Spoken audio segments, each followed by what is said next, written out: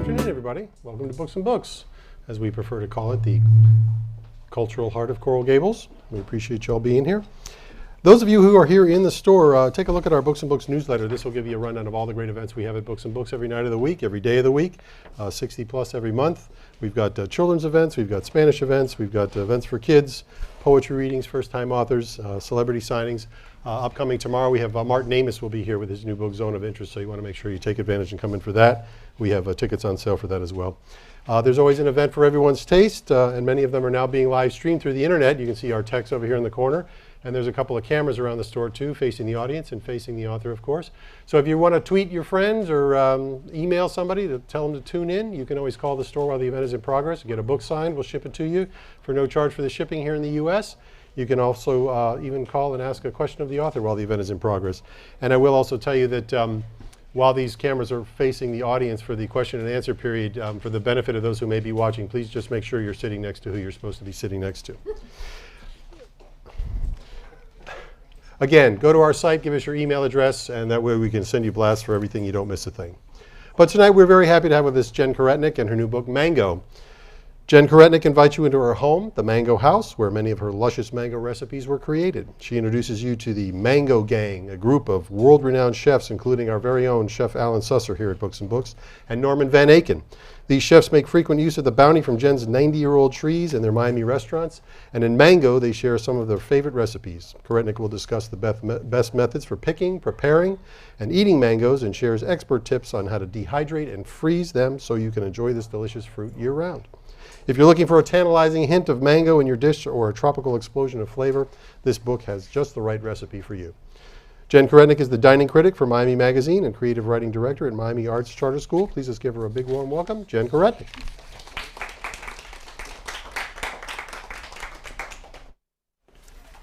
Thank you so much. It's so nice to be here. So nice to see you. And I was going to not bring my glass of wine up, but who am I kidding? It's happy hour. It's 5 o'clock, and it's not 5 o'clock somewhere. It's 5 o'clock right now and right here. So you can all feel free to walk out and get a glass of wine and bring it back because it's Saturday and we should all celebrate. And quite honestly, when I come in from picking mangoes, this is the first thing I do because lots of people think it's very romantic to have 14 mango trees. Some of you who are here have actually been to my house, been to Mango House, and know that it's not romantic. It's actually just quite a bit of work. So we tend to, on Saturdays and Sundays, tend to have people over, and we do drink wine and pick mangoes all day. And sometimes we just don't even bother to make anything with them. They just pile up while we drink the wine. So it's not really that much of a stretch to say that it's a sangria. Actually, there's a recipe for sangria in the book. We call it mangria because we make it with red wine. And if you freeze the mangoes in ice cubes, then you can have your mangoes, you can have your ice cubes, and you can have your cold sangria all at the same time. So it's actually a pretty good deal. Cheers. Cheers. Okay, so I'm going to start with actually, oh, and I even have a fruit fly. It's like kismet. I'm actually going to start with a couple of poems because the first thing I did when I moved into Mango House after studying all of these, it loves me, after studying all of these mangoes and being shocked to the core by how many mangoes these trees produced was to start writing poetry. And I am by nature a poet, so one of the first books I wrote was called Bud Break at Mango House. And I recently also published Brie Season. It wasn't supposed to come out the exact same week as Mango the Cookbook, but it did. And the poem I'm going to read you first is called The First Mango of the Season. And we do this every year. It's kind of a little competition that we play with ourselves. When is the first mango going to ripen? And it does depend on the weather, the trees themselves. Mangoes will take a year off sometimes.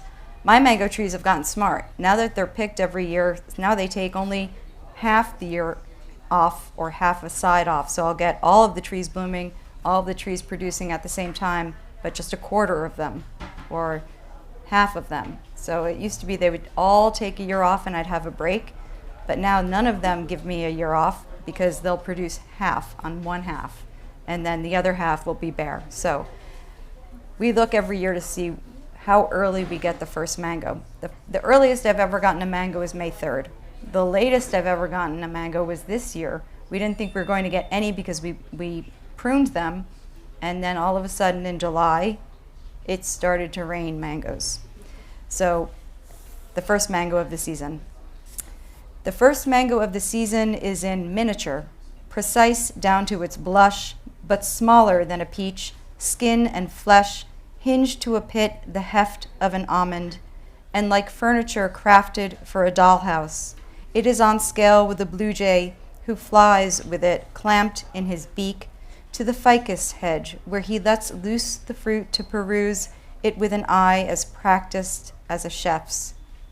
Propped just so on the twisted crop of bush that serves as counter for the mise en place, the jay sharpens his beak on the bark to his left, while the mango waits like a grape for the crush, the chief of tense change from is to was.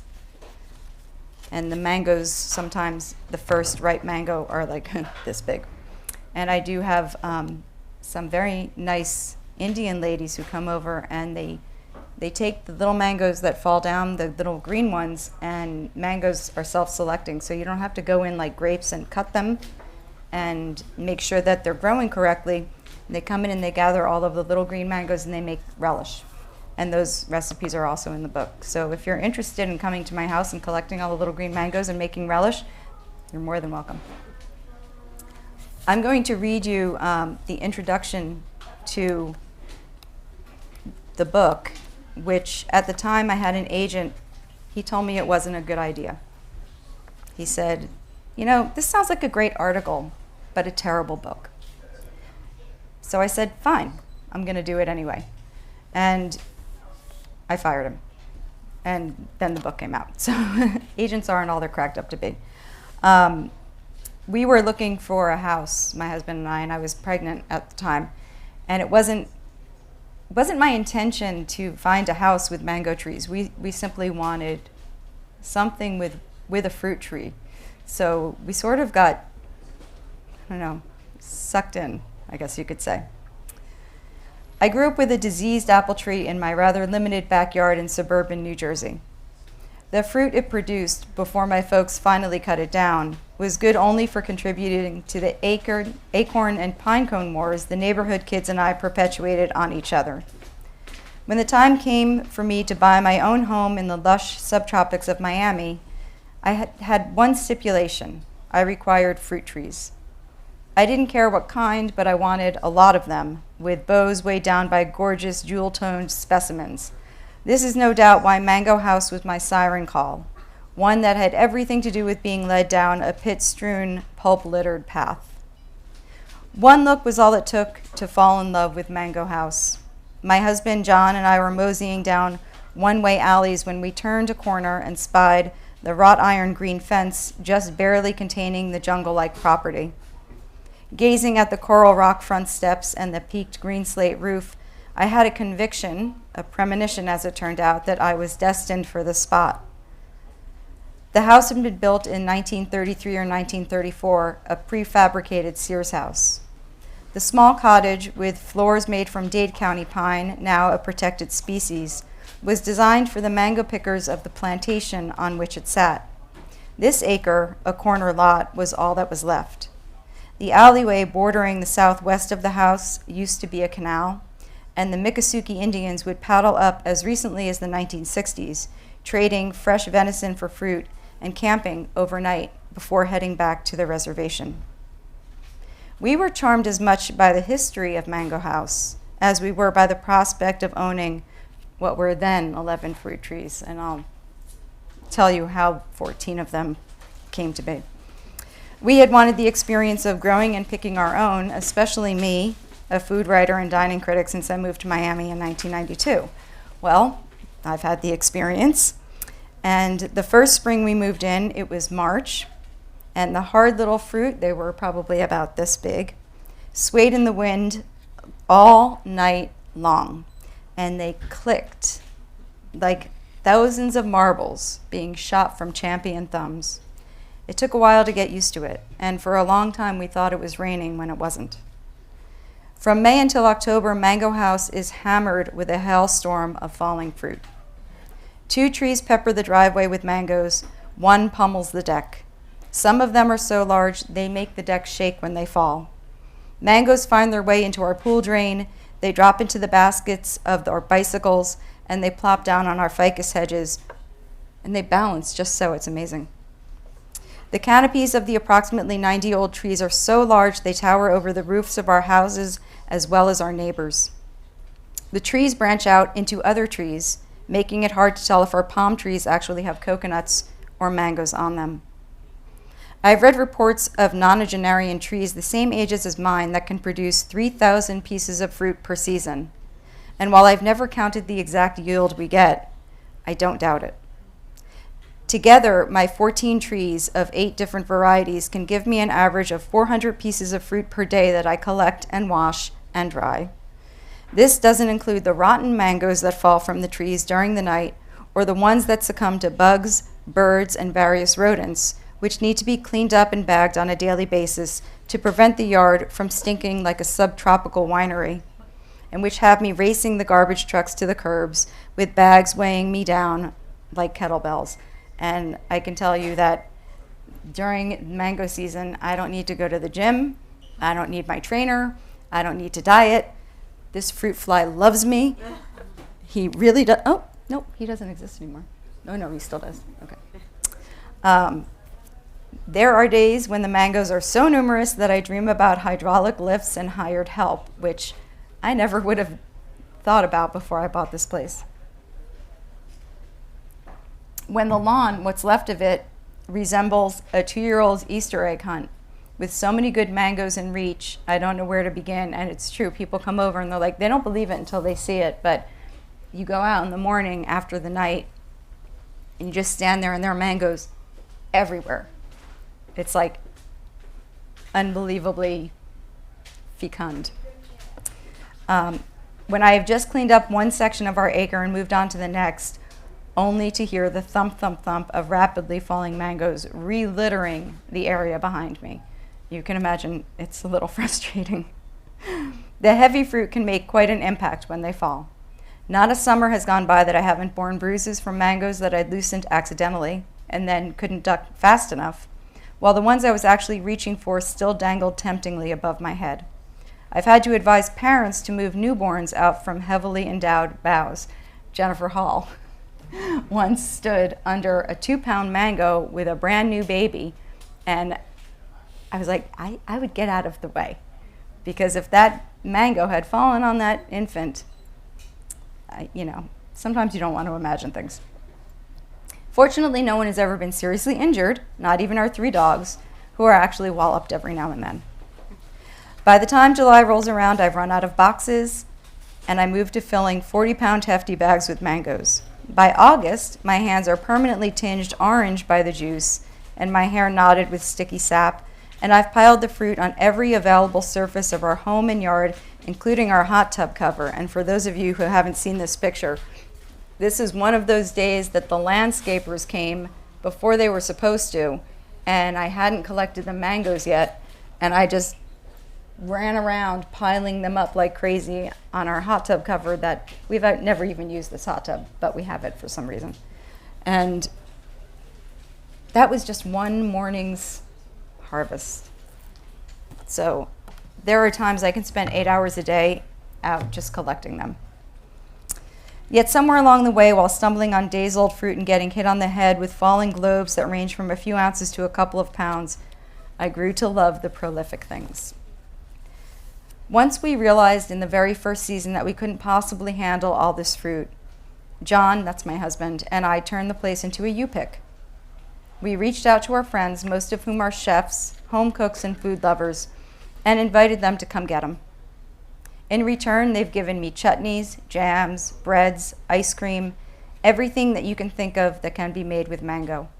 I also developed a serious collection of my own recipes using them. Now known in some circles as the Mango Mama, and the nurses in the hospitals where John works call him Dr. Mango, which I find really funny. I am extremely well versed in cooking with mangoes. And I don't just mean the mango breads, puddings, and pies you'd expect. Pasta with mangoes? Yes. Mangoes and meat? Yes. Or my current favorite, which I just mentioned before, the frozen mango sangria, which I make with Malbec, and that's the signature red wine from Argentina. As another bonus of trying to find homes for hundreds of mangoes per day, I've become good friends with many of the award-winning hometown Miami chefs I'd been writing about for years, and that Steve had mentioned when he was introducing me. One of those first, of course, was Chef Allen, and Chef Allen used to have this fabulous program when he had Chef Allen's up in Aventura, where he would invite anybody with a backyard tree to donate mangoes. And if you walked into his kitchen, you could see that all of his surfaces were piled with mangoes. And then he would weigh them. Once you reached 200 pounds of mangoes, he would allow you and a guest to have a free dinner. And back in the day, when Chef Allen's was the finest restaurant in town, that was quite a treat, just for giving him fruit. So occasionally I'd run up there with a car full of mangoes. I never took him up on his offer because I really, I didn't need to deprive him of his product. But I loved walking in there during mango season because everybody was in there dropping off their mangoes. And there were so many varieties there, and you could see just the looks on his prep chefs' faces. When you walked in with yet another 200 pounds of mangoes, they would be like, really? Just put them somewhere. But Alan would be like, yay, more mangoes, I love mangoes. And he'd say, what varieties are these? And we got to be really good friends along the way. And I would do that for Norman too. I would actually drive down, I'd pick them, I'd wash them, I'd dry them, I'd put them in boxes, I'd deliver them to these chefs. I don't know what was wrong with me. Now I make them come get them. I got smarter over the years. So I'll skip some of this. Over the years, other celebrated Miami chefs have benefited from the bounty of Mango House. And it wouldn't be a first to find Michael Schwartz. I think we all know Michael Schwartz. There have been at least a couple of times that I've woken up on a Saturday morning and found Michael hanging from my trees and thought, well, I'm really not wearing anything and I don't have drapes. Hi, Michael. Go to the bathroom. See you in a few minutes. Chris Wessel, the same thing. I love when Chris comes over to pick because he's so tall and he can get on that ladder and then he gets the ones we can't reach. So he comes over with his daughters and his dogs and they're all running around. Chris brings his friend, Eric Elliott, who is actually Victoria's Pesh Elliott's husband, and she's the critic for the Herald. So we're all sort of entwined in this little mango circle where we know each other and we know where all the mangoes are. And Eric has marked out all of the mango trees on my street that nobody picks. So he not only comes over and picks from my trees, he then goes around and picks from all the abandoned trees. So he's like this guru that gets all of the mangoes, and then he spends all weekend cutting them up and dehydrating them. And then the next time he comes, he gives us the dried fruit that my husband then eats in about 2 seconds. So, yes, John just walked in. I've also given them to, Dewey Lasasso, Douglas Rodriguez. Both of these guys live in Miami Shores, but both of these guys happen to be James Beard Award-winning chefs. Frank Randazzo and Andrea Curto Randazzo, who also live around the corner. Miami Shores is just like this haven for good chefs and good fruit. So they love to take it off my hands. Michelle Bernstein will come over and get some. She doesn't live in Miami Shores, but she lives in the neighborhood next door. Sometimes they will give me credit on the menus, which I love to see because it's fun to see Jen's mangoes on the menu. But I don't really care. As long as the mangoes go to a good home and they get eaten. I hate wasted food. So I have a real problem when I have too many mangoes on my hands. That's when I take to Facebook and say, I have millions of mangoes, come get them. And then sometimes I have complete strangers come over and get them. And I've had people just walk in off the street, knock on my door and say, can I take mangoes? And I say, please, help yourself. What I don't like is that I have one guava tree and somebody keeps stealing my guava. That's really bothering me. Guava. 1 guava, 14 mango trees. They can take the mangoes, but please ask for the guava. As with children, caring for 14 mango trees takes a village. In this case, it's members of an actual village, Miami Shores, and a figurative one, the foodie community. Thus, the impetus for Mango. I was originally going to call it My Mangoes, My Friends. My erstwhile agent, who thought the entire book was a bad idea, thought the title was a bad idea. What does he know? Apparently nothing. So this book is a collection from all of those chefs. About 2/3 of the recipes are mine, but about 1/3 of the recipes are from those chefs and from my neighbors, and just from people who really like mangoes and would come to collect them. So it's quite a little interesting collection. And then, of course, people who just really were interested in checking out the property. Some just would drive over and give me a recipe while I was writing the book. The book took about 5 years to write and put together. And then there are a lot of people who were involved in the actual shooting of the pictures, because that's not my forte. So my friend Valerie Sands did a lot of the pictures, but what's really funny is that this happens to be my picture that wound up on the front. So I enlisted several photographers, and then they used my picture on the front. So it's funny how books turn out. You know, you think you're gonna have this grand photo shoot, and I had friends come over to do the photo shoot, and we just made it big parties and said, you know, let's just make mango things and drink lots of wine. Again, the wine, because it's always happy hour. And I had people who were allergic to mangoes come over for the photo shoot. For the wine. And then, you know, of course, the press chooses the pictures, but Wendy Dosher-Smith was another photographer who contributed. My daughter did some pictures, she contributed. And my friend Stacy Sugarman, who's not here today because she's in Boston, lucky girl. Sister. And my sister did the food styling. So it's funny how it really was a community of people who made the book. I wrote it, but you know, it's a community of people who helped me make it. So it's called Mango, but in my heart, it's still My Mango, My Friends, or I don't know, My Mango, My People, My Mango, My Village, My Mango, My Community. And I guess I didn't tell you how we wound up with 14 trees after all. We had one of those barren seasons, and even though I've learned a lot about the mangoes since we moved in, because I had no choice but to educate myself, the first year we had no mangoes, we sort of panicked. And we thought, what is this? We have 11 trees and absolutely no mangoes. And that was maybe the second or third year that we were living there, and we didn't realize then that mangoes take a year off now and then. And these mangoes had been neglected for several years while the house was under construction. So we ran down to the International Mango Festival at Fairchild Gardens and bought 3 more trees and planted them, and now we have 14. The good thing about that is that we bought the top varieties. We bought a Beverly, we bought a Carrie, and we bought a Nam Dak Mai, which has never really given us much. But the Beverly and Carrie have become very prolific. So we have now 8 varieties.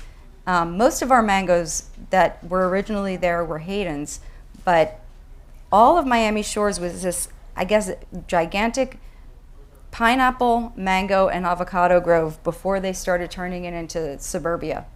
And if you look and see our mango trees and try and see into the next yard, you can see that all of the mango trees and all of the avocado trees that remain still line up like they would have in a grove. So I guess they were experimenting when they planted them, and they planted some really unusual varieties. So while I have the most common variety, which is the Hayden, and some of the most loved varieties, like the Beverly and the Carrie, I also have some really unusual Indian varieties. I have 2 Alampur Banishans, which is the most prized Indian dessert mango in India. So how those wound up in my yard, I have no idea. And we also have a Sandershaw, which is an Indian mango that does not produce well, cracks on the tree, but every few years we get a huge crop of them, and they're absolutely delicious. So who knows what they were thinking? I guess they were thinking, we'll see what grows and what doesn't grow. And then in between, they planted avocado trees. So when we moved in, we also had 3 avocado trees. One of them we had to cut down because it was dead. And then we also had citrus all over the yard. And then the citrus canker police came and took all of our citrus.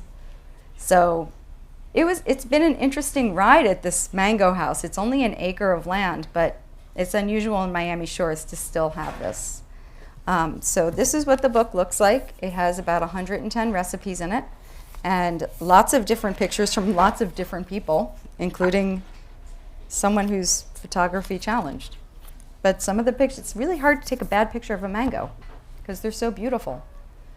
It's one of my favorite things about them, how pretty they are. I learned some very easy ways to cut them. I learned a lot about storing and freezing them. So if you have any questions, I'd be happy to answer them. And other than that, I'm going to read you some more mango poems. So if you like, I can answer some questions, and then before I close the session, I'll read you a poem. Can you juice a mango, or is it's too meaty to actually? Well, it depends on which mangoes. You know, some mangoes have very little fiber. Some mangoes have a lot of fiber. We have a couple of trees of these big football-shaped mangoes that are really only good for juice. So we juice them, but I bring mangoes into school. If they fruit early enough in May, I bring them in for my students, and they are so not particular that they roll them around on their desks, stick a pencil into them, and then suck all the juice out. What are the medicinal qualities of a mango? They have cancer-fighting qualities. They have lots of vitamin A, lots of vitamin D, antioxidants. Diabetics can eat them. What's the glycemic index of a mango? It's probably low. It's very low. It's the good sugars. It's the good everything, really. I'm not convinced about the cancer-fighting qualities of anything because you'd have to eat them in massive quantities. Right. Fortunately, I have massive quantities. So I'm pretty sure I'm not going to get cancer. I hear a study coming up. They've done studies, but you have to take any study with a grain of salt. If they say something prevents cancer, you have to realize that they're using massive amounts of it. So, but I also have people say I'm eating 3 or 4 mangoes a day. Is that bad for you? No, it's not. And that they say, I get fat during mango season. No, you're probably getting fat because it's summertime and it's hot and you're not working out. Having mango sangria will get you fat, right? No, it's fine. It's really okay. Linda, did you have a question? Yeah, I have a question. I have one mango tree, but every year we hardly get any mangoes because the squirrels have all eaten them before they've fallen, or else they fall, and I can't get to them fast enough. Do you have that trouble, or if you do, what do you do about it? Well, we don't have the trouble of not having enough mangoes. So, in a way, no. But what I have noticed is that the squirrels sit on top of the mango near the stem and eat it until it falls off. And then they don't care about it anymore. So then they move to the next one. Because they don't really eat much on the ground. I've seen them eat a couple of things on the ground, but they like to eat more on the trees. So they're really destructive. But I found some of them, they're falling on the ground, and the next day, there's only the pitman. Those are the raccoons. Oh, no. Yeah. Or you don't even want to know. Like one night, I think it was the first year we were there, I heard this huge commotion out on the deck. And, I was pregnant with my second kid. I had a 2-year-old who was afraid of everything. And I heard this snarling, loud fight out on the deck. It was the most enormous raccoons I've ever seen fighting over one mango. Meanwhile, there were hundreds of mangoes around them, but they were fighting over this one mango. So if you want me to explain animal behavior, probably take a stab at it. But the squirrels go from mango to mango while they're on the trees, and then they leave them for the raccoons and the possums. And half the time, they just eat half of it, and I have to clean up the rest. So I'll bring you mangoes. I'm waiting. Okay. Yes. I'm sorry, say that again? You fertilize the trees. Actually, we don't fertilize the trees. They've been there so long, the roots are so deep. They fertilize themselves somehow. I wasn't going to say that, but thanks, honey. Yeah. No, Miami Shores is on a septic tank system, and I think they do get a lot of nutrients from those. So, but they seem to really like the soil that we have, which is very porous. We have a lot of limestone. We have a lot of sandy stuff. We don't have a lot of real dirt, and they love it. You know, I've tried to plant other things. The guava tree took very well, even though I never get guava because they come steal them in the middle of the night. But I've planted tons and tons of bananas and plantains, and they don't grow at all. I planted a Brazilian cherry tree that has grown, but it gives me maybe 5 or 10 cherries at a time. So it seems to be mangoes and avocados that really love it here. And I planted a longan tree and a lychee tree. The lychee died. The longan gave me my first crop in 14 years this year. Yes? Do you have any special preparation for freezing the mangoes? I do. I actually have a whole system. And I put out a couple of different bowls. And this is my little trick because you know how juicy they are when you cut them and how messy it can get? I cut them on a wad of paper towels instead of using a cutting board, because the paper towels will soak up the juice as you cut it, and it creates a lot less mess. And then I do it really close to the garbage can, so I can just sweep it all in. And then I have the bowls ready, and I can do like 100 mangoes in about an hour. And I will just cut the cheeks off, cut the other cheek off, cut the 2 little cheeks off, and I will scoop it out and drop them into a bowl, go on to the next one. And when I'm done with that, I wash my hands, I wash everything. I take the Ziploc bags, little ones, bigger ones, and then gallon ones, and I make different sizes of bags using the cut fruit. And then I take all of the air out of them, I double bag them, and I put them in the deep freezer. So I have mangoes all year. And depending on what I want to do with them, then I can take out, if I want to make something very small like a smoothie, I can take out a pint-sized bag. If I want to take, we're going to have a party, I want to make a big batch of sangria, or I should say John's going to make a big batch of mango margaritas or something, we take out a gallon. So there's all different sizes in there. So I'm very competent with it now. I shouldn't say I did this right away. It was a lot of trial and error, but I'm really fast now. Small pieces before you freeze them or after? I usually cut them, depending on what I know what I want to do with them, I usually cut them into chunks. Yeah, if I know I'm going to make smoothies with them, I can leave them in a cheek. But I'll cut them up for the most part. They don't look pretty, but once you freeze a mango, you have to defrost it anyway, and it's not going to look pretty afterwards. The good thing about all of these recipes is that I tested them with frozen mango and with fresh mango, and you can use any of these recipes with frozen defrosted mango. So you can even go to the store and buy frozen mango and use them. And you can also substitute any fruit you want for these recipes, any stone fruit. So if you don't like mango and you want to use peach, go for it. If you want to use plums, you can use plums. It doesn't matter. Any stone fruit actually works. And I had my sister test them up north to see, because sometimes, you test something down here where the weather is different, the climate is different. You have a gas stove, you have an electric stove. It doesn't seem to matter. It's the whole climate makes a change. So I had her test them up north too. And I did have to make some adjustments. There's notes in here. And where is Miami Shores? Interesting question, because I had no idea where it was either. We found our house by getting lost. It's so easy to get lost in Miami Shores. It's a 3 square mile village, so it's really difficult to find. It's between 90th and basically 110th Street on Biscayne Boulevard, in between Biscayne Bay and 95th Street exit of I-95. So if you imagine I-95 and Biscayne Bay and just a little slice of between like 96th Street and 110th Street, that's about all it is. Very small village.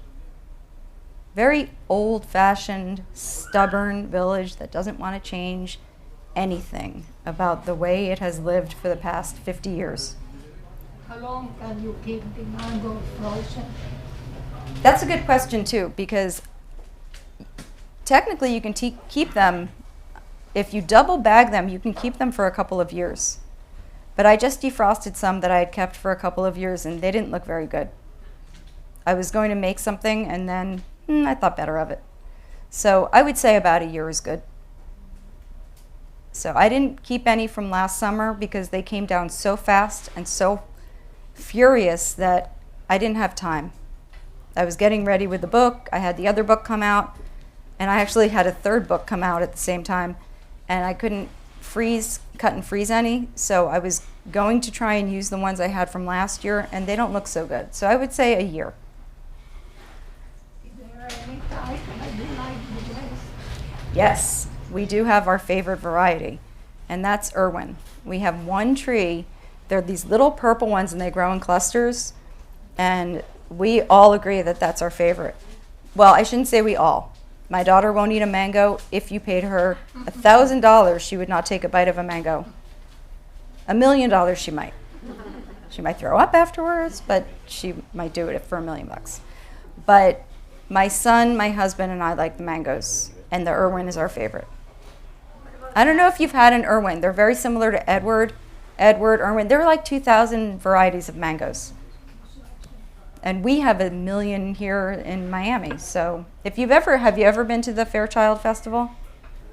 If you go there, you can see just how many we have in Miami, like 650 or so, just in Miami alone. And you know, an interesting fact, if you plant a mango from seed and it fruits, you get to name the tree. That's your own new variety of mango, because most mango trees are grafted. So they don't grow very well from seed. They don't usually fruit. So if you accidentally plant one, or you know, they will grow. We have little saplings everywhere during and after the season. If one of those should grow and 6 years later produce fruit, we would have our own mango house mango, and we could name it. We've never tried. I heard you mention mallet before. Did I hear you correctly? I don't know. The mallet? The mallet? M-A-L-L-I-K. Oh, no, we don't have that one. But I know what you're talking about, yes. That's supposed to be very good. Yeah, there are some, I mean, I wish I could have more, but on the other hand, I wish I could have less. So it's like a double-edged sword. I bought, my husband was very grateful that it died before I could get it into the ground. I bought a chocanon. I don't know if you've ever heard of the chocanon. It is the only mango tree that has 2 seasons per year. He said, "What are you doing?" I said, it double fruits. He said, "Why do you want it? You're crazy." And it died before I could get into the ground. I think he was grateful. But I thought it was interesting. I also tried to plant a peach tree here, and that died before I could get it into the ground. So and I did raspberries once. I like experimenting to see what the land will yield, what it can hold. But it's mangoes. It likes mangoes. That's what it yields. That's what it can hold. And that's what it gives back.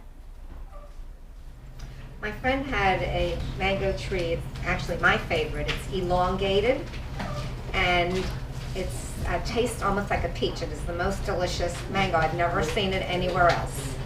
That sounds like an Asian mango. Oh my God, it was so delicious. I could just eat them by the... You don't know what variety it is? No, it's just elongated, and it's real juicy. That sounds like the Nam Dak Mai. Is it yellow? Yeah, I think it is yellow. Yeah, that sounds like the Nam Dak Mai. They're really, You really never good. see them in the markets. No, and that's what I found to be the most disappointing about living in Miami. I went to the market this year, just, Publix, whatever. I'd had just cleaned and given away, 500 mangoes that day, and there were Costa Rican mangoes in the market, and they were green as green could be and hard as rocks, and they were clearly picked well before they were ready, and they looked terrible. And I can't imagine why we have them when you can walk outside. And you know, I think the avocado farmers have done a great job here of getting the avocados, the Florida avocados, into the markets. They've marketed them as avocado light because Florida avocados, we have about 65 varieties, are actually less caloric than the Haas varieties. And so they've marketed them really well. But what you're really seeing, and I've seen a couple of different varieties, I've even seen the Donnies, which turn red when they're ripe. But they're all being marketed under the same brand name of Light. They're getting them into the markets. So maybe someday we can hopefully do something with the mangoes too. We wanted to buy an avocado tree for the house, and they told us they are sick this year, we cannot buy it. Really? I've seen a lot in the markets though. And we have a lot on our trees. That's interesting. Maybe it's one particular variety. There have been some avocado bugs that have gone around in the years, and I've seen them and I've heard about them. Our trees, the only thing that ever affected our trees once were a tornado. Once we had a tornado land in the yard and split our avocado right down the middle. Have you heard of mamey? Yes. Those are delicious too. Apparently people steal those from people's yards as well. Or do you In the Redlands, they call them the Mamey Sapote Wars because you cannot plant one without people coming and stealing them in the middle of the night. So I don't know about that. I think I'll stay away from that. We bought a tree and gave 3 beautiful mameyes, but then the hurricane came and the plant died. Yeah. So Well, it was a that's very- the other, very expensive tree. Yes, I heard they're very expensive and trees. they will, But I've also heard that they have like guards guarding them down in the Redlands because people will come and steal them. Yeah. It's like right in the middle of the night. With my guava tree, they don't even take the fruit, they take the whole tree. They take the branches right off. So, what are you going to do about that? I don't know. Who wants to be my guard? Somebody here wants to. I know you do. Any other questions? No, I want to say something. I have a friend that they have 23 trees and they're selling the house. I don't want it. No, I'm done. I'm good. I love my house. Today, but she won't visit. Yeah, 23 trees is a lot. 23 trees is maybe even crazier than me. And crazier than Alan. I talked about your Aladdin's cave of mangoes that you used to have, and how the look on your prep chef's faces was never quite as joyful as the look on yours. Not any part of the summer. No, you would have this great big smile, and everybody else would be like, "Oh my God, more mangoes." Yep. I loved it. But okay, so I guess I will close with a poem. The poem that, of course, came out the same book, the same week as Mango. But, I guess it's not a bad thing since this book is all food and wine poems and Mango is all food recipes. How could that be so bad, right? This is an old poem, and I wrote it before I had mango trees. And I didn't even really know what I was talking about. I must have known on some level that one day mangoes were going to be part of my identity. This is called Love is Not a Feast. Love is not a feast, but an appetite for one. The waft of roast meat under the nose when starvation has been the rule of thumb. Think vinegar, awakening what was dumb with disuse, the palate of soft words and roses. Love is not a feast, but an appetite for one. Oyster, hors d'oeuvres, fleshy pearl on the tongue, ice curling into seductive poses. When starvation has been the rule of thumb, it said little leads to satiation. The eyes close, but the mouth opens. I say love is not a feast, but an appetite for one, turning ascetics into gluttons who strip at the mere sight of mangoes.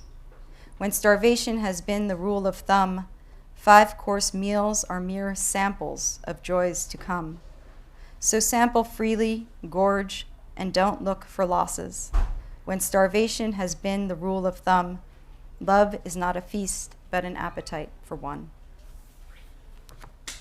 Thank you.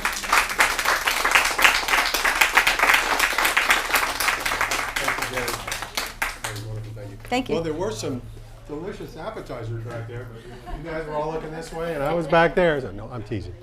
If you're watching online, give us a call here. We'll get one of those too. We'll get a book signed for you, and we'll ship it to you, as I say, free of charge for the shipping. And if you're here in the store, you want to buy 3 or 4 copies for all your friends up north so they can be jealous that we have all these mangoes out here. And I thank you all for coming. Enjoy your appetizers. Thank you.